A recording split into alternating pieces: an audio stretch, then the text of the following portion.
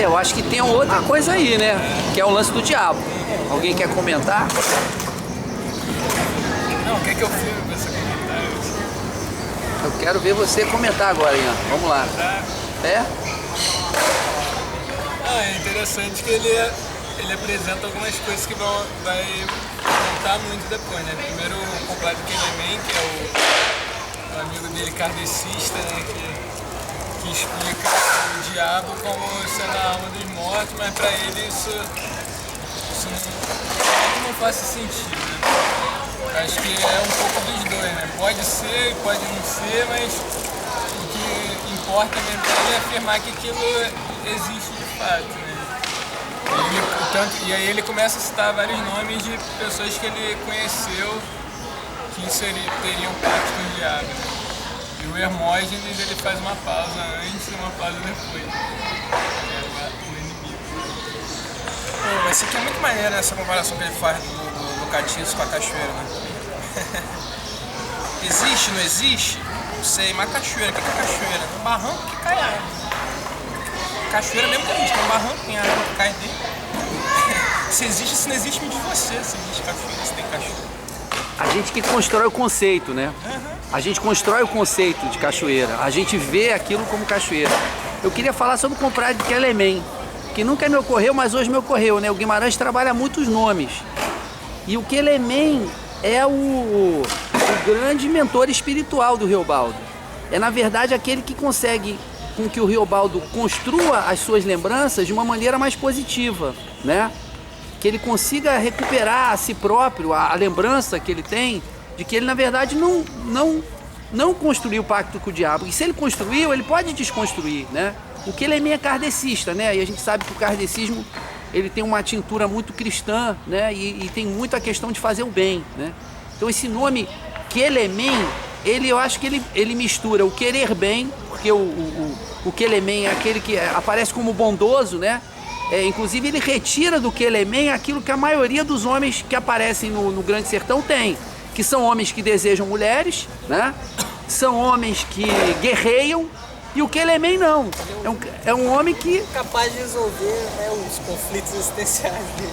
Então eu acho que o Kelemen remete a querer bem, remete a amém, né? remete ao sagrado. É um nome que eu acho que, como diria o Gilberto Freire, é um nome sem osso. É um nome que é mole, que é adocicado. Kelemen, né? Kelemen, querer bem, amém, né? Não sei, eu não li isso em lugar nenhum, foi um negócio que me ocorreu. A questão dos nomes é interessante prestar atenção, né? Porque não são por acaso, né? São muito bem escolhidos. E, de fato, para a história, esse momento é importante porque já aparece o grande conflito existencial dele, né? Que é a existência do demônio, ou a possibilidade de se fazer um pacto com o demônio, ou se eu fiz um pacto com o demônio. E a solução que ele apresenta é interessante, né? Não sou amansador de cavalos, né? Mesmo quem decide ser jagunço se entrete. Já é por alguma competência, entretanto, do demônio. Então, o grande conflito dele, né? Será que pelo simples fato de eu não ser jagunço, na verdade, né? Já não sou entrante do demônio, né? Já não sou pactuado com ele? Então, para esse conflito que vai perpassar toda a história, é interessante a gente já perceber. E se continuar seguindo o exemplo da cachoeira, fica legal também, né? Porque você pode fazer o quê? Você pode beber da água ou você pode desfazer o barranco. Interessante. E também é aquilo, né?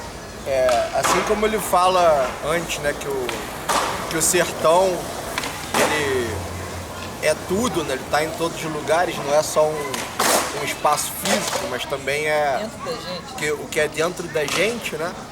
Até que ponto o diabo também ele é o que é dentro da gente, né? E a partir do momento que você que você crê nele, ele existe porque ele é você, ou a partir do momento que você não crê nele, ele deixa existir porque ele é você, que ele não é você. Porque quando ele fala da cachoeira, né? A cachoeira ela é composta por isso, ela é um barranco de chão e com água caindo sobre ele. Se você tira a água, né, e fica só o barranco, deixa de ser cachoeira. Se você tira o contrário, né? Se você tira o barranco e deixa só água, não é mais cachoeira, mas se você tira a água também e deixa só o barranco, também não é cachoeira. Então, eu também pensei como uma imagem para trabalhar esse problema, né? De se o diabo existe ou não, se ele existe, se ele...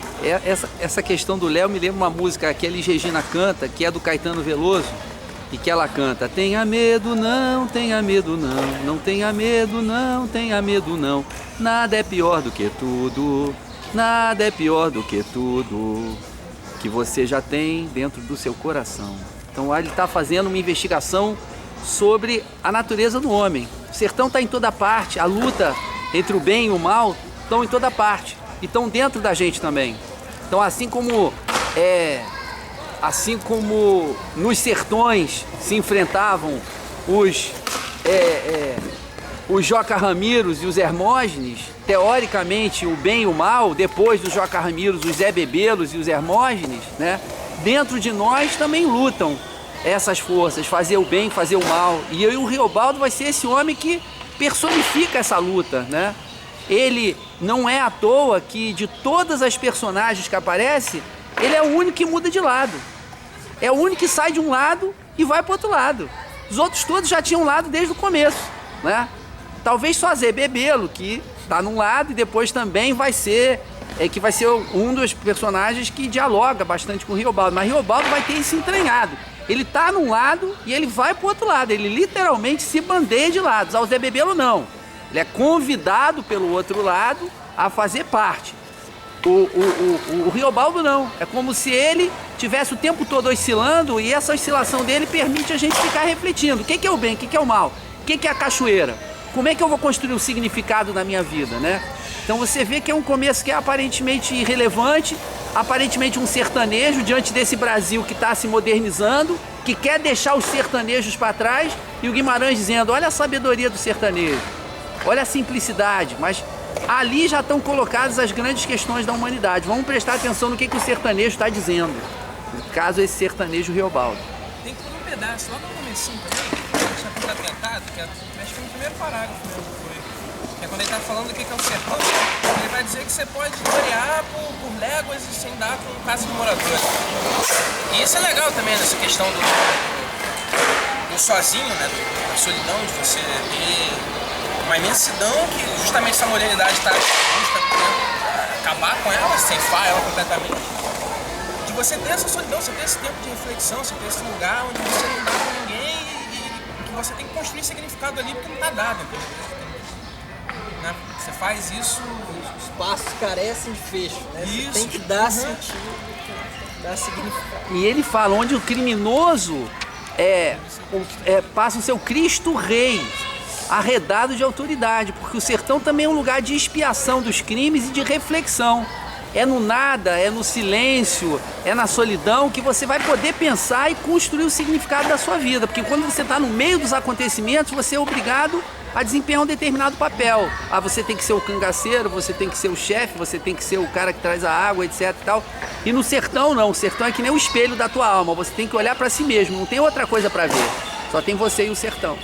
Aí ele dialoga até com o Matraga, inclusive, né? O Matraga é um ensaio do Grande Sertão, né? Você fala muito nisso, né? De ser um ensaio, é um ponto claro aí, talvez. Mas fala aí pra quem tá ouvindo a gente, talvez porventura pode não ter visto o Matraga, ou lido o Matraga. Fala o que é o Matraga pro pessoal que vai estar vendo isso no YouTube. Então, tem que puxar da memória. O Matraga é um conto, né, do Guimarães Rosa. É o último conto do livro Sagarana, primeiro livro do Rosa, né? A Hora e Vez de Augusto Matraga. Conta a história de um coronel, né, que era bastante arrogante. Mal que nem pica-pau. Mal que nem pica-pau, um cara muito poderoso, né, Augusto Matraga.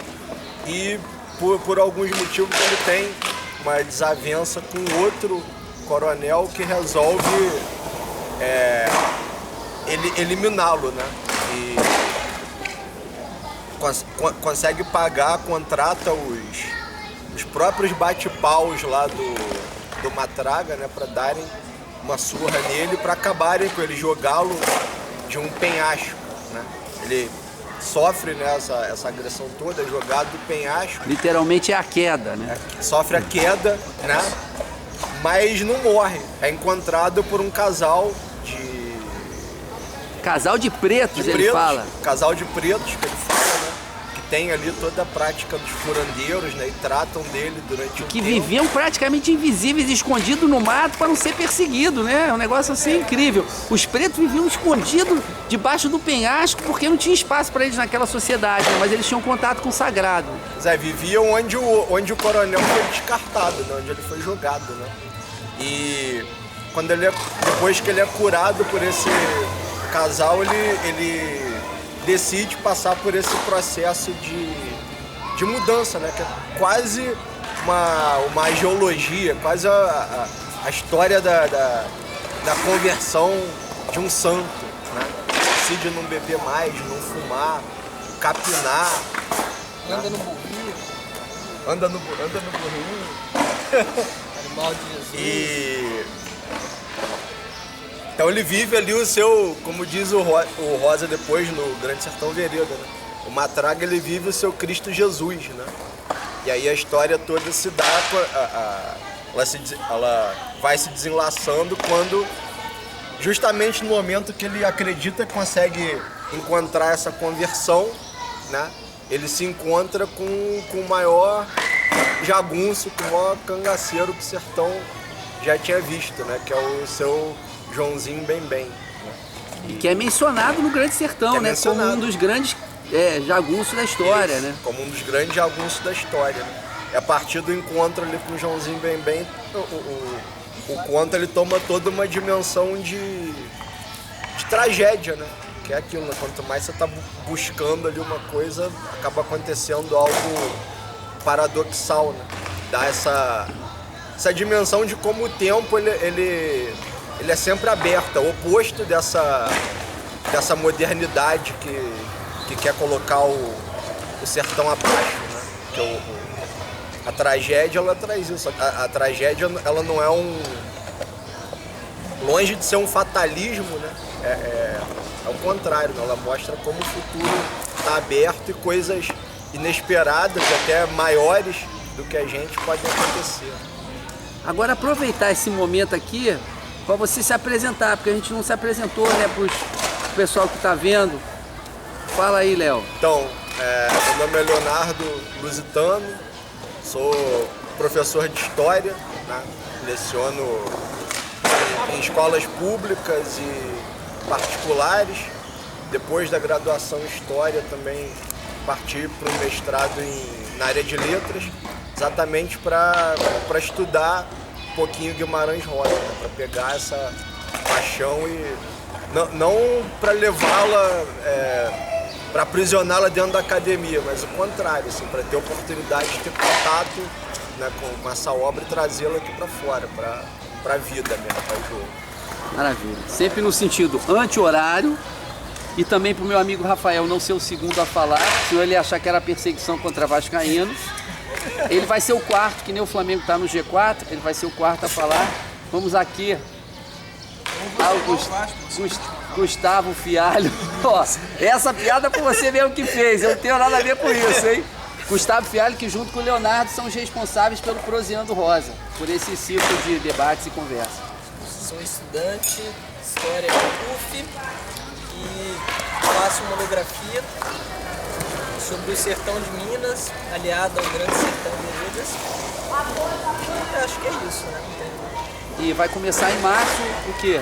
Vai começar em março, mestrado em Antropologia no Museu Nacional.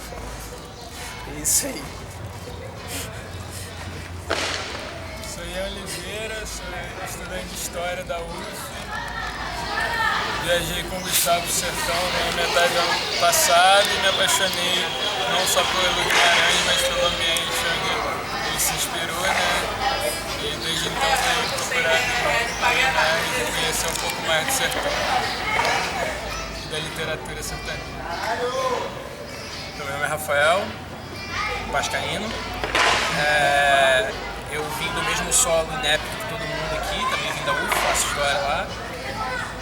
E para todo mundo muito interessante aqui, para dizer que eu faço alguma coisa também, eu sou um excelente degustador de pinga.